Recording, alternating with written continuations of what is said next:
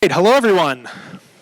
Welcome to the 1883 Speaker Series. My name is Mike Wozniak, and I serve as the Coordinator of Leadership and Programming in the Student Involvement and Parent Programs Office. In the next 18 minutes and 83 seconds, we will learn a new lesson on leadership, as well as some advice to guide our personal and professional development. For today's speaker, please join me in welcoming the Interim Dean for the School of Graduate Studies, Dr. Soo-Jung Kim.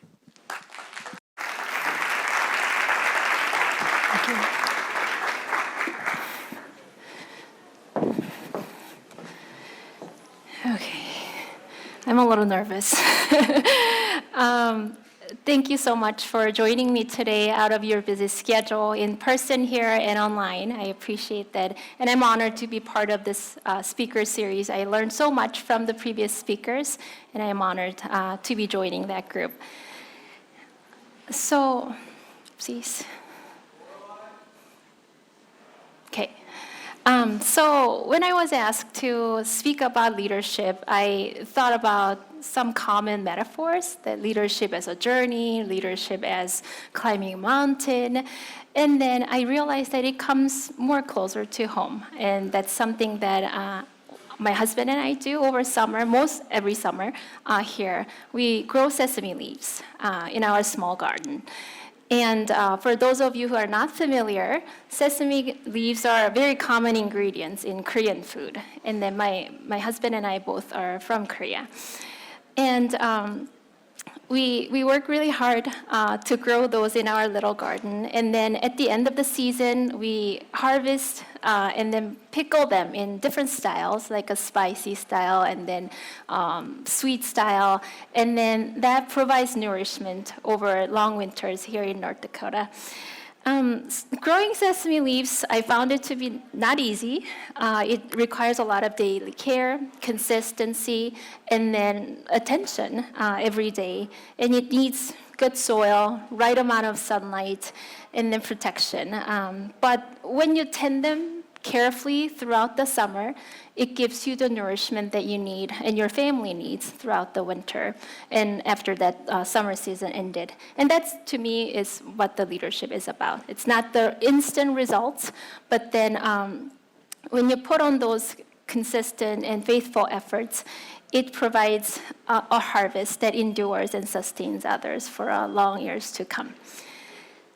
So the first lesson that I learned about perseverance actually comes way before my sesame growing era.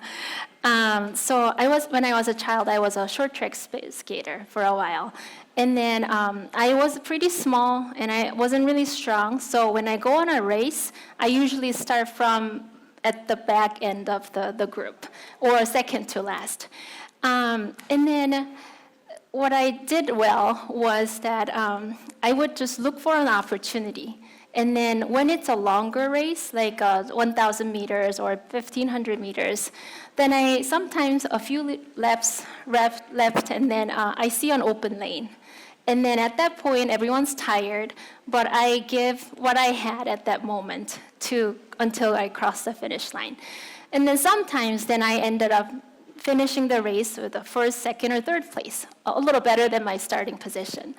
And I still remember what my dad told me multiple times, that he was so proud of seeing me not giving up throughout that race. It's not about me getting the first, second, or third place, but then he really appreciated encouraging me to continue to put every effort that I had until I crossed the finish line.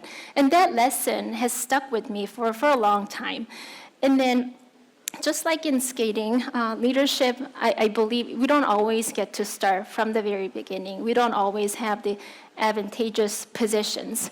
But then what matters is that you continue to hold on to hope and then persevere throughout the course with the honest efforts, and then finish and give it your 100% until you cross the finish line.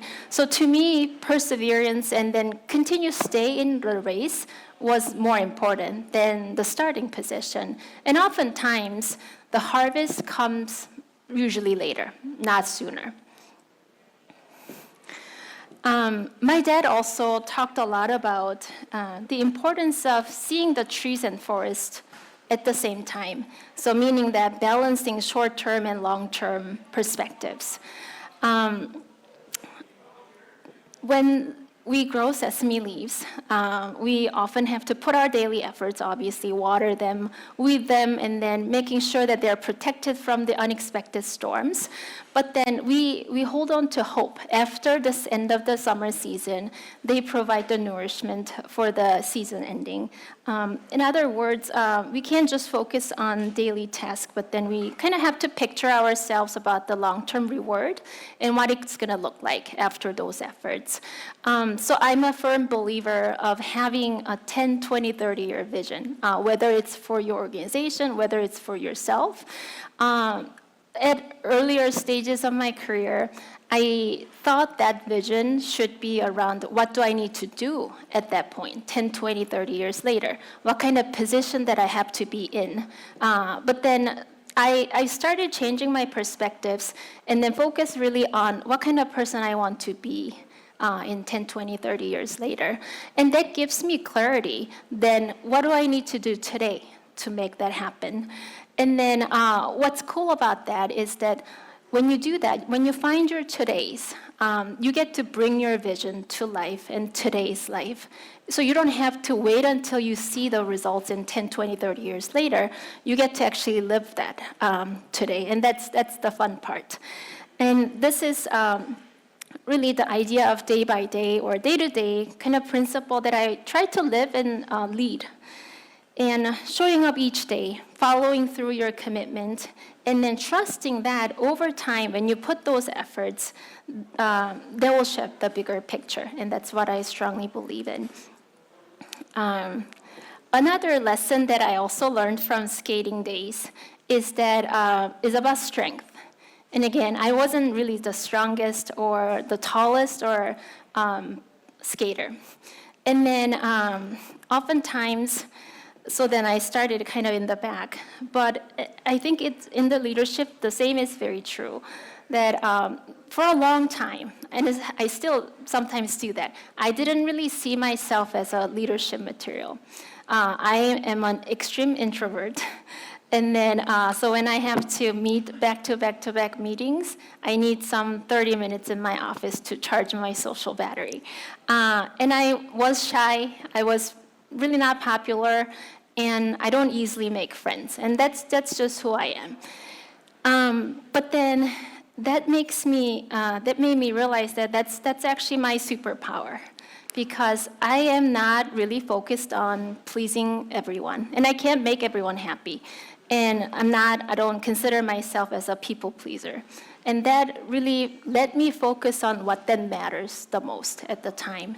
And then I do disappoint people from time to time. And then when I have a trust in that process about whether it's a decision-making process that I make or I'm part of it, but if that process has been done with the integrity that we have, even if I disappoint someone, it doesn't really ruin my day. So that really frees me up to have some tough conversations and then call out the issues if it needs to be. And then over the years and from my experiences living as an introvert, that when you approach those tough conversations with improvement and growth purpose, and then with grace and kindness, we can actually all move forward. You don't have to make everyone enemy. And that's been a good lesson for me.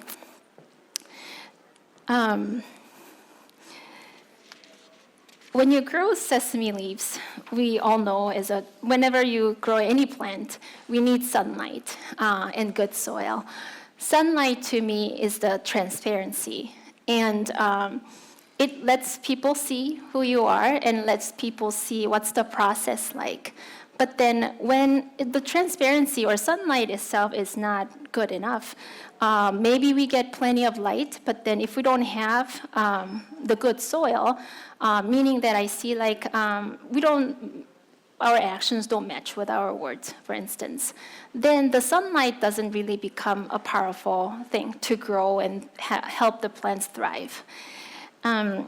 Integrity to me is the soil, and it's the foundation of everything that we do, conduct ourselves personally or professionally.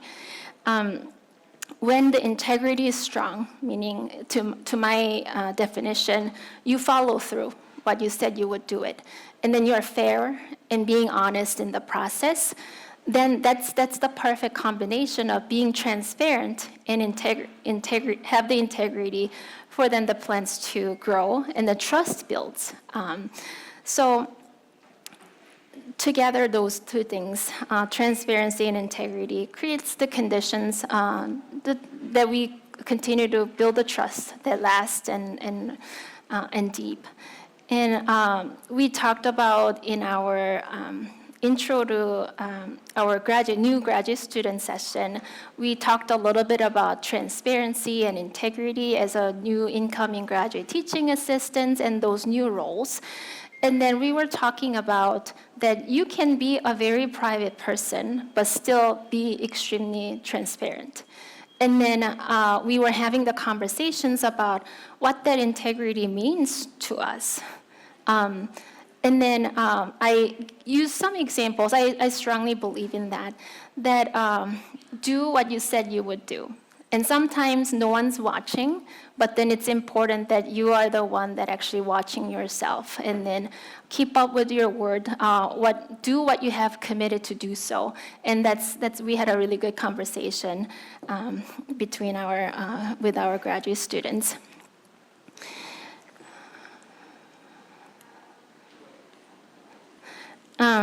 Every gardener knows the value of water and fertilizer.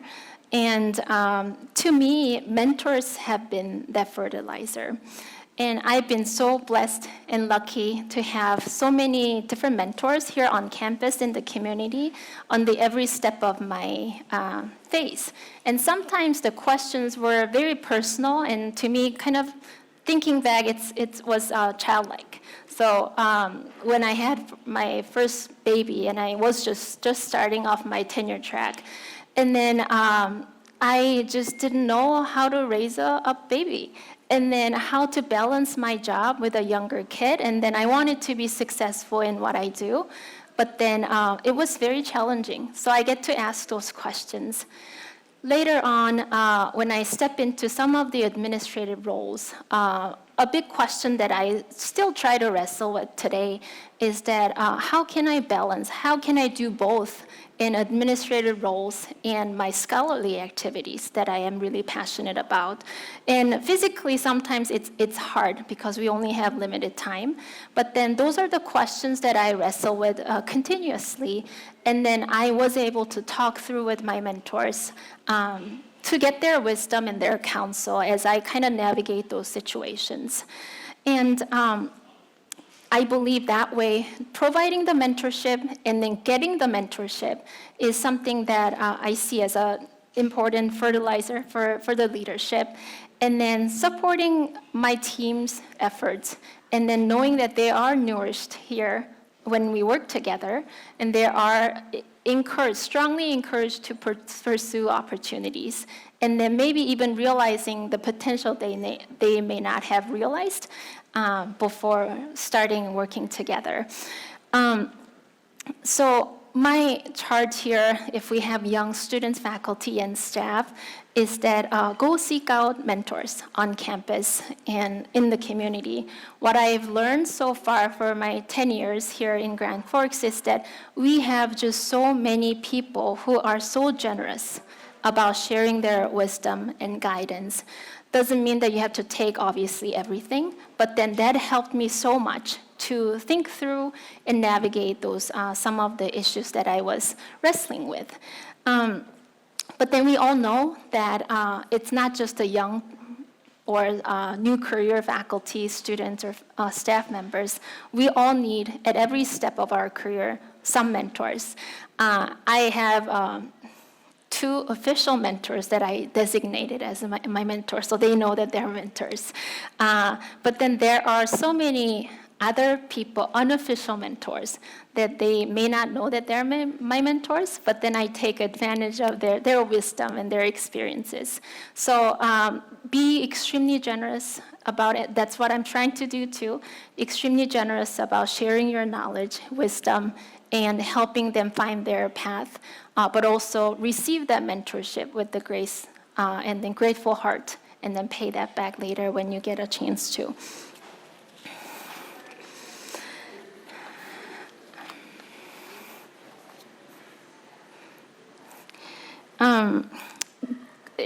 It's kind of silly, but growing sesame leaves for us is a big deal in summer. And then it's a very small garden in our backyard, but it takes grace and grit. And I often reflect on my daily activities too, that you really need to take care of them daily and then pay the attention to what's the weather like. You have to put the efforts in it. So that's the grit. But then also, a lot of the things are outside of our control. Some years we were failing miserably because it got cold quickly than we thought, so we failed the harvest all, didn't have any harvest that in winter. But then we need some grace that something's not going well always as we anticipated, and then treating others and other situations with empathy. As a leader, what I really try to do, I'm not by any means mastering the skills or anything like that, but I try to hold myself to grit, what I can do, that I will show up every day, and then I'll give my 100% to the things that I committed to do. But then also more importantly, it's important to take that responsibility as a leader, as a team member, when things are not really going well. And I try really hard every day to live and lead with grace and extending kindness. And then things do go well, be sure to share those credits with other people and your team members. Oftentimes, especially when we are earlier in the career, we feel like we're competing each other. And then we want to grab the credit because I want to claim that was my good deed, and then it produced the harvest. Don't be afraid of sharing those credits. Your team's success is your success. And then when you get to share it, everyone's on your team gets really encouraged and then go do more than they expected to do. So I'm a strong believer of this grace and grit, hold yourself to the grit, but then extending kindness to others. So at the end of the summer, we pick our harvest. That's the best part. We pickle them sweet and spicy style. And then when we eat those throughout the winter, it reminds us of hard work that we put over the summer. And then it reminds of us, our family back in home. So a lot of great reminders throughout the winter. And then we freeze some of the leaves too. And it's what works really well with the sesame leaves, that when you make some soup over winter, and sometimes it's usually Korean food when we make those soup, then we crush those leaves and then put it in there. And then it gives a really different flavor and reminds us the culture and our family back home. And again, hard work that we put over the summer. And that's how I see leadership, as I mentioned earlier, that it's not just about immediate harvest. Those are fun, but then the quick wins, public celebrations, we do need those on our long race. But it's about preserving the harvest and then preserving the lessons, most importantly, relationships, so that it creates a legacy that carries on and sustain others for years to come. So when I think about leadership, I don't think about being the tallest tree or the fastest player or the best starting position. I think about what I do with my husband every step of the way that we grow our sesame leaves. And it's, again, showing up really daily, persevering through the end of the cross line, and then tending carefully with the transparency and the integrity that I can pour into, and mentorship, and then leading with the gracing grid, and all, so that the lasting harvest sustains others for years to come. It's a hard work, I believe leadership is, but the joy is really not in the harvest. I mean, the harvest is our joy and pride for sure when we harvest at the end of the summer, but that's not the foundational joy. It's in the daily care, and then it's in the daily encouragement that we pour into, And then again, the lasting legacy that we can do, and then that would feed our family, feed the culture, feed the organization, so that it can continue to sustain. And I often remind myself of these words that many of you know as a serenity prayer, and it's often used in AA meetings and other recovery programs. And I remind myself multiple times a day about this serenity, that there are things that I cannot change, but then I have to accept those. And then it's about the courage to make the changes if you can, and wisdom to know the difference. And to me, it boils down to the two things, that there are things that I can control, and things like I put my efforts into growing my sesame leaves, and then showing up daily and put myself onto that grid standard. I can do that. Those are the things that I can control. But there are a lot of things that I cannot control. The unexpected storm that we had one summer, that was very disappointing, but then that's something we cannot control. And I'm seeking for wisdom to discern those every moment if I lean onto those wisdom. So this is truly the day-by-day principle that I try to live, and central to how I conduct myself, and professionally or personally. And just like those sesame leaves adding the flavors and then culture into our family, I hope that the choices that I make daily, and those are hopefully consistent and faithful choices that I make to commit to the integrity that I committed myself, then I'm hoping that those small choices today will create a lasting impact in nourishing others and sustain others on this community, whether it's a campus community or our community here, and even bigger communities there outside. So thank you so much for taking the time out of your busy schedule. Thank you for listening to my story, and then I appreciate your coming out here. Thank you.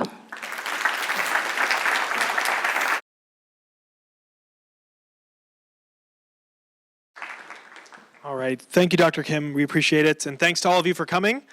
Join us on October 15th for our 50th 1883 session, when we will be joined by UND's Chief Information Officer, Madhavi Marasinghe. Have a great rest of your day.